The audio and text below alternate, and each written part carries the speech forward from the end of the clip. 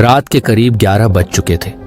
शहर के एक किनारे पर स्थित शांति गर्ल्स हॉस्टल की खामोशी हवा में तैर रही थी। हॉस्टल 4 मंजिला थी, पुरानी इमारत जिसकी दीवारें समय की मार झेल चुकी थी।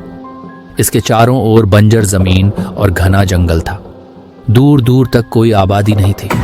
हॉस्टल के आसपास रहने वाले लोग इसे भूतों का ठिकाना मानते थे, लेकिन शहर से दूर होने की वजह से लड़कियां यहां रहने के लिए मजबूर थीं। हम आपके लिए दिल से मेहनत करते हैं, लेकिन जब आप बिना लाइक, कमेंट या सब्सक्राइब किए आगे बढ़ जाते हैं तो ऐसा लगता है जैसे हमारी सारी कोशिशें अधूरी रह गईं। आपका एक छोटा सा क्लिक हमें और बेहतर करने की हिम्मत देता है। तो इस बार सिर्फ देखने से नहीं, सपोर्ट करके भी हमारा साथ दें। चलिए अब आपकी पसंदीदा कहानी शुरू करते हैं। शालिनी हॉस्टल में रहने वाली एक नई छात्रा अपने कमरे की खिड़की के पास बैठी हुई थी। उसकी नजरें दूर दूर तक फैले घने अंधेरे में खोई हुई थीं। उसे हॉस्टल में आए हुए बस कुछ ही दिन हुए थे, लेकिन यहाँ की अजीबोगरीब कहानियों ने उसके मन में हलचल मचा दी थी। कहते हैं सालों पहले इसी हॉस्टल में एक लड़की का रहस्यमयी तरीके से मौत हो गई थी। तब से यहाँ कई लड़कियों ने डरावनी आवाजें सुनी थी। कोई साए चलते महसूस किए थे तो कोई खिड़कियों पर खून के निशान देखे थे, पर किसी को कुछ साफ साफ नहीं पता था। रात जैसे जैसे गहरी होती जा रही थी, हॉस्टल की रहस्यमयी खामोशी भी बढ़ती जा रही थी। अचानक शालिनी ने खिड़की के बाहर एक परछाई को सरकते हुए देखा। उसका दिल तेजी से धड़कने लगा। उसे लगा कि उसकी आंखें धोखा खा रही हैं, लेकिन तभी उसकी खिड़की पर किसी ने जोर से दस्तक दी। उसने घबराते हुए खिड़की के पर्दे खींचे और खुद को बिस्तर में लपेट लिया। दूसरे दिन की सुबह हॉस्टल में एक अजीब सा तनाव था। पिछले रात एक और लड़की ने दावा किया था कि उसने किसी साए को हॉस्टल के गलियारों में चलते देखा था। हॉस्टल की वार्डन मिसेज शर्मा ने हमेशा की तरह इसे अफवाह करार दिया और लड़कियों को अपने कमरों में समय पर रहने की चेतावनी दी। पर ये अफवाहें समय के साथ और भी मजबूत होती गईं। दिन बीतते गए और शालिनी के अंदर अजीब सी बेचैनी बढ़ने लगी। उसे अक्सर लगता कि कोई उसे देख रहा है, खासकर रात के समय। वह अकेले में भी अजीब सी धड़कनों को महसूस करती, जैसे किसी की नजरें उस पर हों। कई बार उसे अपने कमरे में किसी के होने का एहसास होता, लेकिन जब वह पलट कर देखती तो कोई नहीं होता। एक रात वह अचानक जागी और देखा कि उसकी अलमारी का दरवाजा खुद ब खुद खुल गया है। वहां अंदर किसी ने उसकी डायरी को खून से लिखा था, मुझे वापस लाओ। डर और रहस्य बढ़ता जा रहा था। हॉस्टल की पुरानी कहानियों में बताया जाता था कि बहुत साल पहले एक लड़की जिसका नाम रागिनी था, इसी हॉस्टल में रहती थी। उसे यहाँ की वार्डन से बहुत डर लगता था। रागिनी बहुत चुपचाप रहने वाली लड़की थी, लेकिन एक रात वो अचानक गायब हो गई। किसी ने उसे कभी देखा नहीं, लेकिन हॉस्टल में उसके चीखने की आवाजें कई बार सुनी गई थी। कुछ ने दावा किया कि वह आत्महत्या कर चुकी थी, लेकिन उसका शरीर कभी नहीं मिला। अब शालिनी को महसूस होने लगा कि उसकी मौत का राज उसकी डायरी में छिपा हो सकता है। वह और उसकी दोस्त पायल ने ठान लिया कि वे इस राज से पर्दा उठाएंगी। उन्होंने हॉस्टल की पुरानी स्टोर रूम में जाकर तहकीकात करने की सोची, जहां किसी को जाने की इजाजत नहीं थी। उस रात दोनों लड़कियां स्टोर रूम के पास पहुंची। वहां की हवा ठंडी और भारी लग रही थी। जैसे ही उन्होंने दरवाजा खोला, वहां की दीवारों पर पुराने खून के धब्बे थे। एक कोने में एक पुराना ट्रंक रखा हुआ था। दोनों ने हिम्मत जुटाकर उसे खोला और उसमें एक जला हुआ फटा हुआ कंबल और एक पुरानी किताब थी। किताब के पन्ने बहुत पुराने थे, पर आखिरी पन्ने पर कुछ अजीब सा लिखा था, रागिनी अभी भी यहीं है, उसे न्याय चाहिए। अचानक एक तेज चीख सुनाई दी और दोनों लड़कियां पीछे मुड़कर देखीं। वहां खड़ी थी एक धुंधली परछाई, रागिनी। उसके चेहरे पर जले के निशान थे और उसकी आंखें खून की तरह लाल थीं।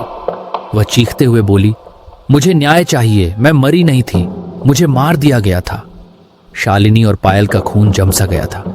वे भागने की कोशिश कर ही रही थीं कि रागिनी की आत्मा उनके पास आ गई।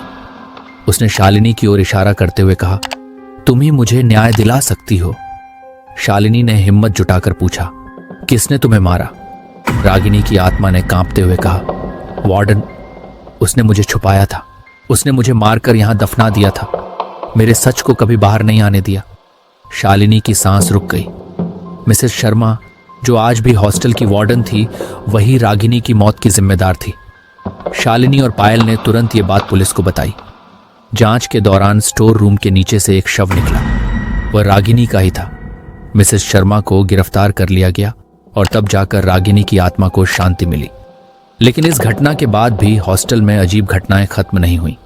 कुछ लोगों का कहना था कि रागिनी की आत्मा को न्याय तो मिला, लेकिन उसकी पीड़ा अब भी इस जगह पर बनी हुई है। रात के सन्नाटों में अब भी कुछ लड़कियां उसकी चीखें सुनती हैं और कोई भी हॉस्टल के स्टोर रूम के पास जाने की हिम्मत नहीं करता। रागिनी की मौत के पीछे छिपी कहानी को जानने के लिए हमें कुछ साल पहले के उस समय में लौटना होगा, जब रागिनी पहली बार शांति गर्ल्स हॉस्टल में आई थी। रागिनी एक सीधी सादी पढ़ने लिखने वाली लड़की थी। उसे किताबें पढ़ना और अकेले समय बिताना पसंद था।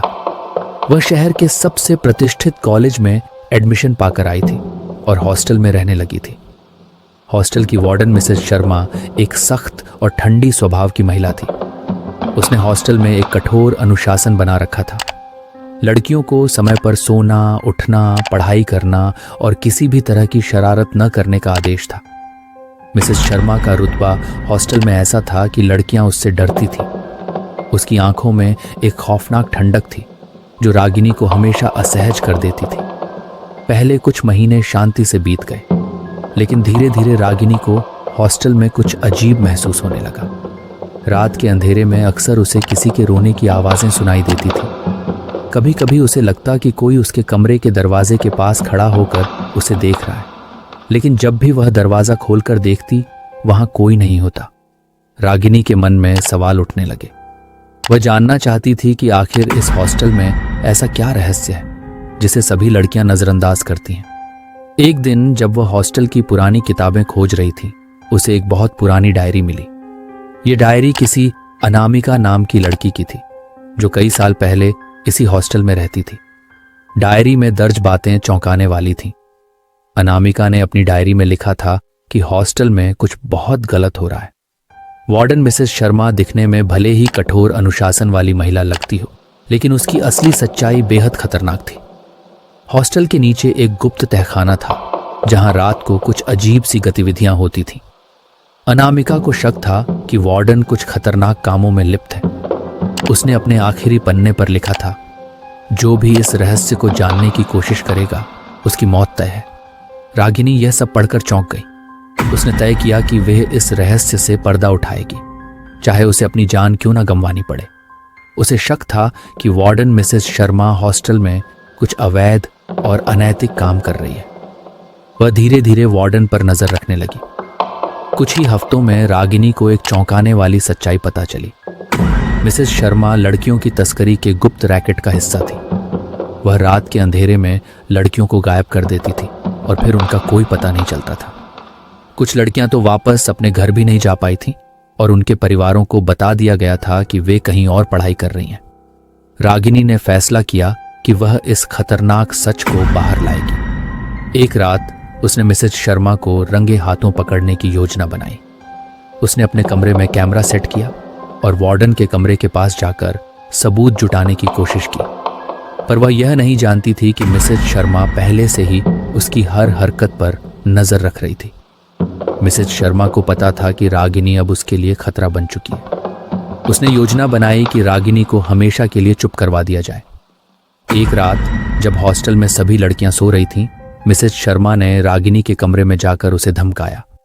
उसने कहा, अगर तुमने अपनी जुबान खोली तो तुम भी उन लड़कियों की तरह गायब हो जाओगी जिनका कोई नामो निशान नहीं है। रागिनी ने डर के बावजूद मिसेस शर्मा की बात नहीं मानी। उसने कहा, मैं इस घिनौने सच को सबके सामने लाऊंगी, तुम मुझे रोक नहीं सकती। मिसेस शर्मा को अंदाजा हो गया कि अब रागिनी को जिंदा छोड़ना खतरे से खाली नहीं है। उसने रागिनी को वहीं पर धक्का दिया, जिससे उसका सिर दीवार से टकरा गया और वह बेहोश हो गई। मिसेस शर्मा ने तब एक खौफनाक फैसला लिया। उसने रागिनी को स्टोर रूम के नीचे तहखाने में बंद कर दिया, जहां कोई भी उसे खोज नहीं सकता था। रागिनी को जिंदा ही दीवारों के बीच दफना दिया गया। मिसेस शर्मा ने सबूत मिटाने के लिए रागिनी का नाम छात्राओं की सूची से हटा दिया और उसके गायब होने की कहानी बना दी। सबको बताया गया कि रागिनी कॉलेज छोड़कर चली गई है, जबकि हकीकत में उसे वहां दफना दिया गया था। लेकिन रागिनी की आत्मा शांत नहीं थी। वह न्याय की मांग कर रही थी। हॉस्टल की दीवारों में उसकी चीखें गूंजने लगीं और समय के साथ वह आत्मा और भी शक्तिशाली हो गई।